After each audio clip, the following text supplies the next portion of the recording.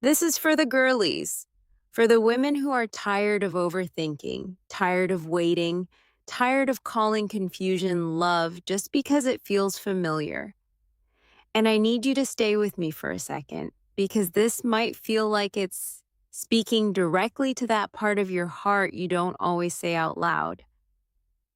The part that still checks their name, the part that still replays conversations, the part that still asks, what if it changes? God says, let him go. And I know that doesn't feel easy when your heart is still attached. But you have to be honest with yourself about what you're actually experiencing, not just what you're hoping it could become. Because if it keeps pulling you into anxiety, confusion, emotional waiting, and uncertainty, that is not peace. And you were never meant to confuse emotional attachment with destiny. Let's be real. How many times have you told yourself, maybe it will change, while nothing actually changed? How many times have you stayed in something that required you to shrink your peace just to keep your place in someone's life? Anything that constantly costs you your peace is already too expensive for your heart. And I know love can make you excuse things you shouldn't. It can make you focus on potential instead of reality.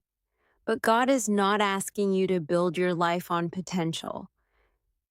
Because potential without consistency is just hope without direction. And listen carefully. The right love will not require you to live in emotional confusion. You won't be guessing. You won't be waiting for basic communication. You won't be overanalyzing silence. Real love brings clarity. Real love brings peace. Real love feels steady. Now hear me, girlies. This part matters. Do not choose any man just because your life feels like it's delaying or because you feel pressure to settle. Don't rush into something out of fear, loneliness, or frustration. And especially for my Christian girlies, listen closely. If a man comes into your life and does not align with what God has already been showing you, if he brings anxiety instead of peace, inconsistency instead of stability, confusion instead of clarity, then don't ignore it.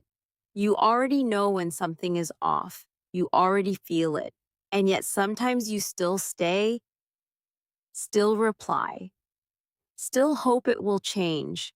But God is saying, don't entertain it. Let him go.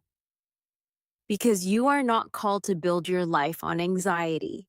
You are not called to normalize emotional chaos. And you are not called to force peace in the places where it doesn't exist.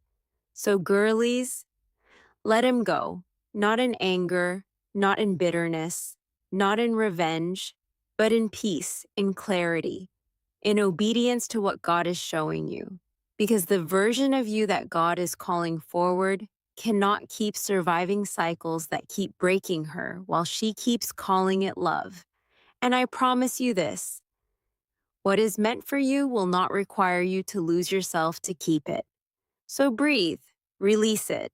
Stop entertaining confusion, stop calling anxiety love. Because one day you'll realize letting go wasn't losing him. It was finally choosing you. Comment. If this message spoke to you,